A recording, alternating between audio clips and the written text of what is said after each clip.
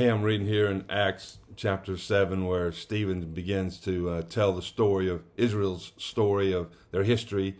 And he gets to verse 3 and he's reading. He says that God said to Abraham, leave your country and your people, God said, and go to the land I'm gonna show you. And I read that and I think, well, I did that. And I even talked my wife into doing it. I know that doesn't sound real spiritual, but we prayed about it and it seemed like the next step for us, and so we did. Sold our home that we raised our children in, and moved. We left our country. In the sense, we went to Puerto Rico. I know Puerto Rico's kind of like the same country, but it's not. It's different in a lot of ways. But cross culturally, it was very cross cultural experience. But I read that, and Jesus said, "Follow me," right? And then he went to the world.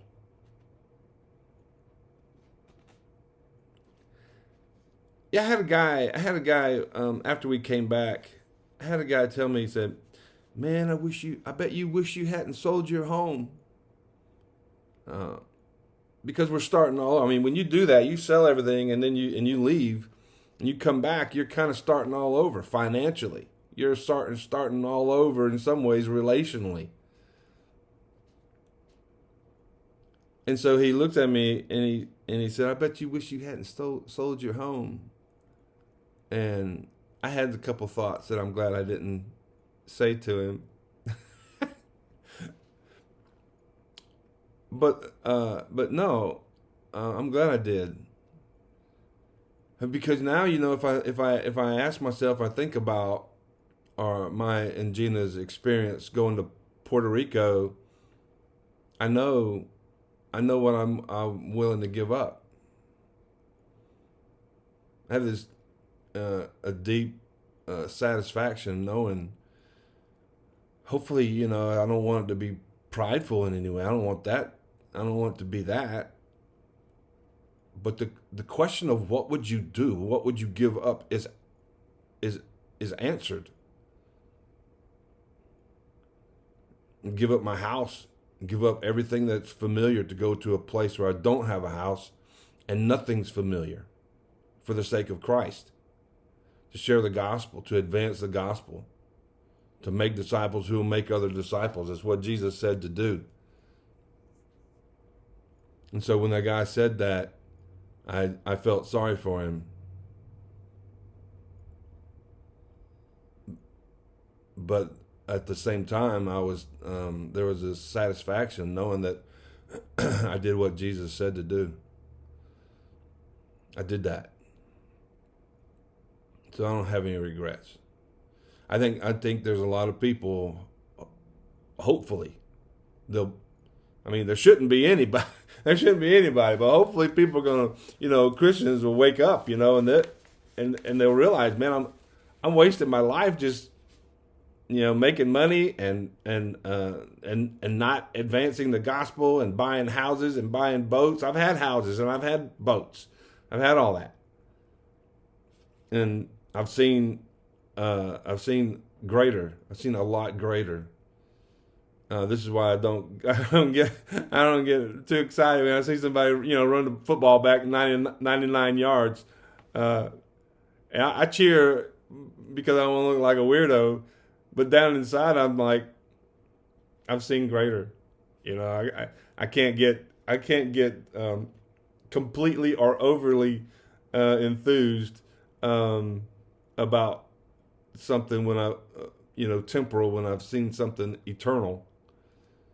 I've seen guys walk through the jungles of Panama to share the gospel. Seen guys walk and travel and use whatever means that they can for travel for 3 days to get to a Bible conference that I was leading in Kenya, and the same in Mozambique.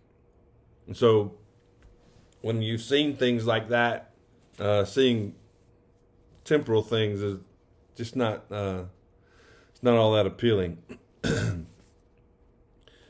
So when I read in Acts chapter 7 and verse 3, leave your country and your people and go to the place I'm going to tell you, you know, God's been asking people to leave from the beginning. From the very beginning, God has been asking people to leave and go. And so, you know, when we say, well, he hasn't asked me to do something like that, that's usually a pretty easy and pretty quick response. It's kind of sad, I think, that we as Christians are so quick to say, well, he's not asking me. He's not asking me, you know, will you go? You know, it may very well be that he's not asking you because he knows you're not gonna go. I mean, you say that he's not asking, and he might not be asking you. I mean, it's in the book, it's written there, so he is telling us to. He's asking us to follow. He's telling us to go to the world. But we're just so quick to come up with excuses and reasons, and, you know, and say, well, he's not asking me. And I'm just saying, come on, man. I mean, maybe the reason you're saying that he's not asking you is because he already knows he's not going to ask you because you wouldn't go anyway. And so it's ultimately not that he's not asking, but rather that he's made up, that he knows you've made up your mind that you're not going to go. And so we do well. I mean, we do well to consider his lordship over our lives when we say that he's our master, but we're so quick and skillful, quick and skillful at making excuses of why we shouldn't and can't, and he's not calling me to go. Able to say to him and set up, you know, a God of our own making. I mean, we make him out to be, you know, what we want him to be, so that we don't have to do what he said to do.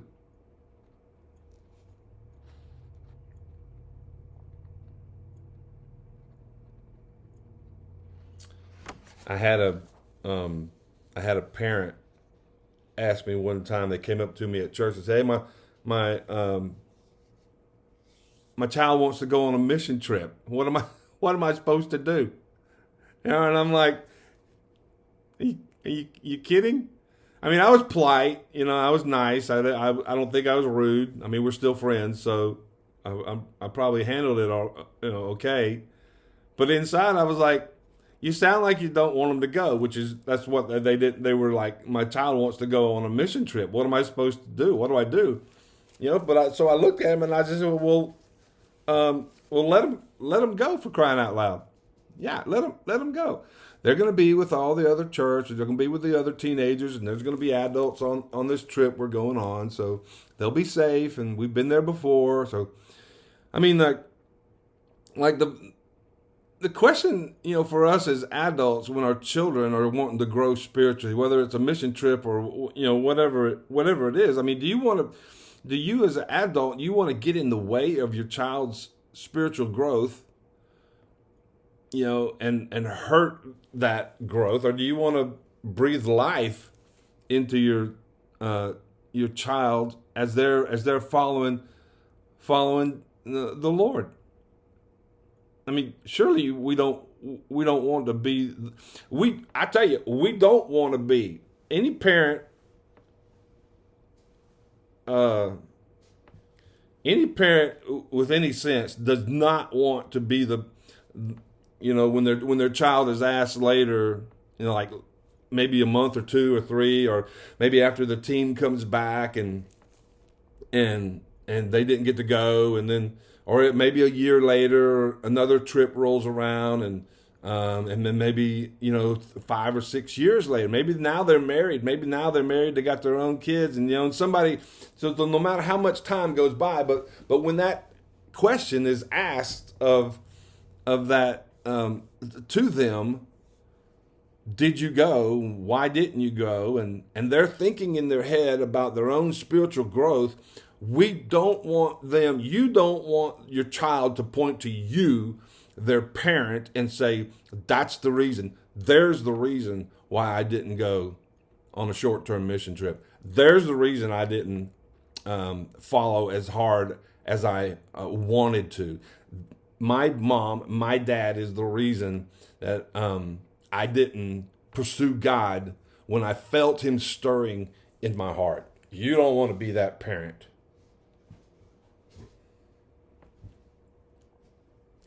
So when I read here in Acts chapter 7, Stephen telling the story of Israel, and he says that God told Abraham to leave your country and your people. I mean, Psalm 139, 1 through 18, where can I go from your presence? I mean, Acts 1:8, you're going to receive power to be my witnesses. Back on Psalm 139, 1 through 18, all the days of your life are written in a book. God is saying, I'm fully aware. I'm completely aware of where you are and what you're doing and the circumstances. And another motivation, besides the fact that God knows where we're going and he knows what we're doing and he's there with us, John 10:13. He's out there ahead of us, Ephesians 3:20. But another motivation is if this book is true, if the Bible is true. That's a rhetorical question because we believe that it is, then we have compelling evidence that the Bible is true. Since it's true, we have every reason under the sun to begin to chase God and keep chasing him and keep following him, for the rest of our life, to keep stepping out in that new thing that he's calling us to do. One of the things that the Bible teaches, that apart from Christ, you're going to spend eternity in hell, separated from God in the lake of fire that doesn't stop burning. So if that's true, why would I hold back? And so the other side of that is, now that I am born again, so I'm going to heaven. I was going to hell. Now I'm going to heaven. That just changes everything. There isn't anything that doesn't affect. And so my encouragement to you is like here we're reading Acts chapter 7, and it says leave your country, and then of course Matthew 28, the Great Commission. Man, my encouragement to you is just go long and hard. Your face like flint after chasing God for the glory of God, and let him take care of the circumstances, and let him take care of the consequences of your obedience. You certainly don't want to get in the way of your children's spiritual growth, and you don't want to look back on life and say, well, I wish I'd have done this, I wish I'd have done that. Man, I encourage you now. Follow hard, start chasing God. Don't look back, and you won't be sorry.